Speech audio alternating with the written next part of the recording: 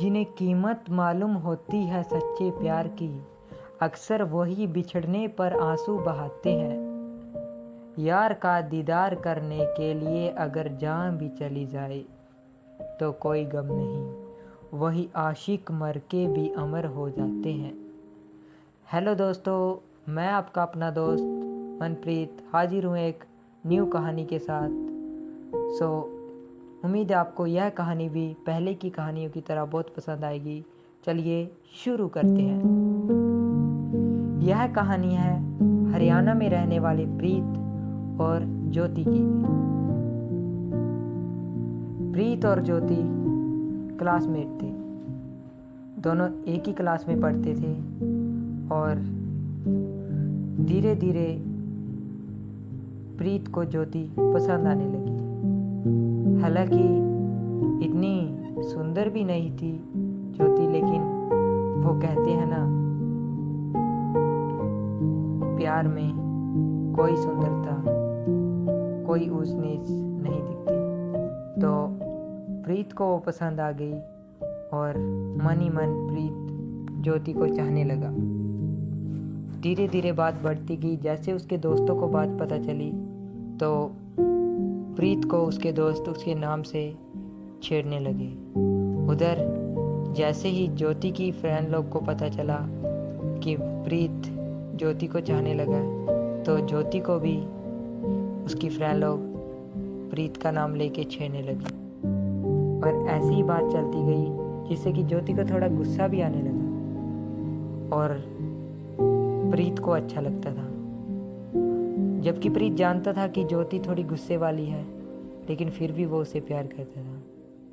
उसका हर काम करता था, उसका हर साथ देता था। हर एक बात में, कोई भी काम हो उसके लिए पहले खड़ा होता था ज्योति के लिए। लेकिन ज्योति को कुछ और मंजूर था।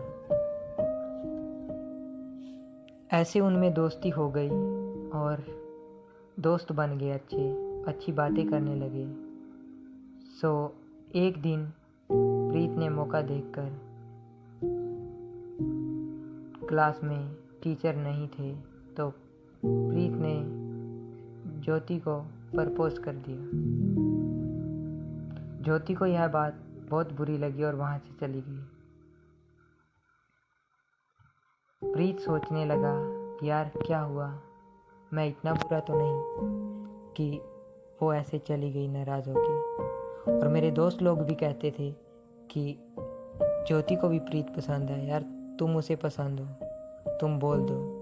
और वो बोल देता और ऐसा होता है। दूसरे दिन प्रीत ज्योति के पास जाता है और बोलता है, ज्योति तुमने मेरी बात का जवाब नहीं दिया। तो ज्योति बोलती है कि मैं तुम्हारी बात का कोई जवाब नहीं देना चाहती हूँ, प्लीज़ तुम जाओ यहाँ से। प्रीत अंदर से टूट जाता है, लेकिन उसके दो दोस्त जो उसके साथ हर पल साथ रहते हैं वो उसे हौसला देते हैं और उसे आगे बढ़ने के लिए बोलते हैं।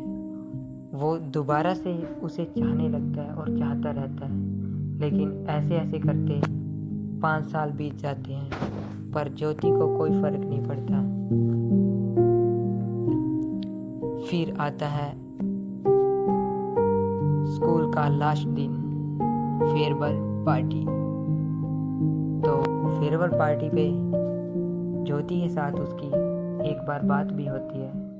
वो फिर से दोस्ती के लिए मान जाती है, लेकिन उसके बाद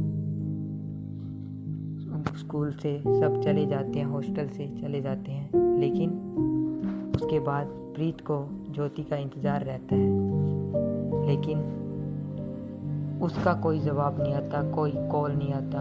प्रीत सोचता रहता है कि कब ज्योति कॉल करेगी, कब बात होगा, लेकिन उसका कोई रिस्पॉन्स नहीं आता। ज्योति की एक फ्रेंड प्रीत की अच्छी दोस्त थी, वो उसे बहन मानता था, लेकिन वो उससे ज्योति के बारे में पूछता रहता।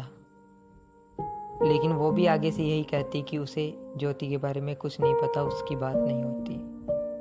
दीप सोचता, लेकिन कुछ नहीं कर पाता। और बता दें कि ज्योति के ड्रीम बहुत बड़े थे। वो मुंबई जाना चाहती थी, बिजनेस करना चाहती थी, बड़ी संस्था चलाना चाहती थी। लेकिन जो प्रीत था वो गांव का एक सिंपल साधारण सा लड़का था जिसको अपने घर की स्थिति पता थी। उसके कंधों पर घर की जिम्मेदारियां थी और दोस्तों का साथ था। उसे दोस्ती निभाना बहुत पसंद था। अचानक एक दिन ऐसा होता है कि टाइम पूरा बदल जाता है और प्रीत को ज्योति की दोस्त का फ़ोन आता है, उसकी फ्रेंड जिसे प्रीत बहन मानता है। वो कहती है कि प्रीत ज्योति की शादी तय हो गई है। प्रीत मुस्कुराते हुए बोलता है, क्या बहना मजाक कर रही हो? लेकिन वो बोलती है, नहीं ये सच है। वो बोलता है, कार्ड भेजो। उसकी शादी का कार्ड भेजती है और बोलती है कि वो बहुत बड़ा लड़का, अमीर घर का लड़का है। तो दीप उसका दोस्त उसे हौसला देता, कोई बात नहीं यार, एक इंसान के जाने से ज़िंदगी ख़त्म नहीं होती। लेकिन प्रीत रोता रहता है, उसे याद करता है कि मैंने 5 साल तक ज्योति का इंतज़ार किया लेकिन ज्योति नहीं आई। मैं वहीं खड़ा रहा लेकिन ज्योति वापस नहीं आई। उसने मुड़कर पीछे देखा भी नहीं कि प्रीत उसका इंतज़ार कर रहा है। 5 साल हो गए, उसने किसी दूसरी लड़की की तरफ देखा नहीं। आज भी प्रीत मुझे प्यार कर रहा है। ज्योति ने कभी नहीं सोचा। प्रीत रोते रोते टेंशन में एक दिन उसके नाम एक चिट्ठी लिखता है और चिट्ठी में लिखता है, ज्योति तुम खुश रहना, मुस्कुराती रहना और आगे बढ़ गई हो तो पीछे मुड़कर मत देखना। और एक गुजारिश है कि प्रीत को कभी भुलाना मत। रोते रोते वो ये चिट्ठी लिखते लिखते लिख देता है और रूम में अकेला होता है। घर वाले होते हैं लेकिन वो बाहर होते हैं। रात का टाइम होता है तो प्रीत छुरी से अपनी नस काट लेता है। बहुत खून बहता है, बहुत खून बहता है। अचानक उसका भाई सौरभ रूम में आता है और देखता है कि प्रीत का बहुत खून बह गया है। लेकिन वो क्या करता, खून बहुत ज़्यादा बह चुका था, पूरे बिस्तर पे खून फैल गया था। उसे कैसे न कैसे करके हॉस्पिटल ले जाते हैं लेकिन वहाँ पे डॉक्टर उसे मृत घोषित कर देते हैं।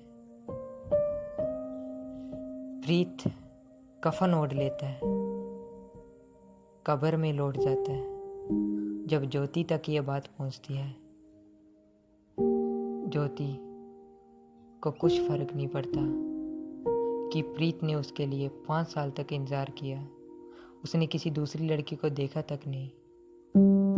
लेकिन प्रीत मरने के बाद भी, तारा बनने के बाद ज्योति के लिए दुआ ही मांगता है।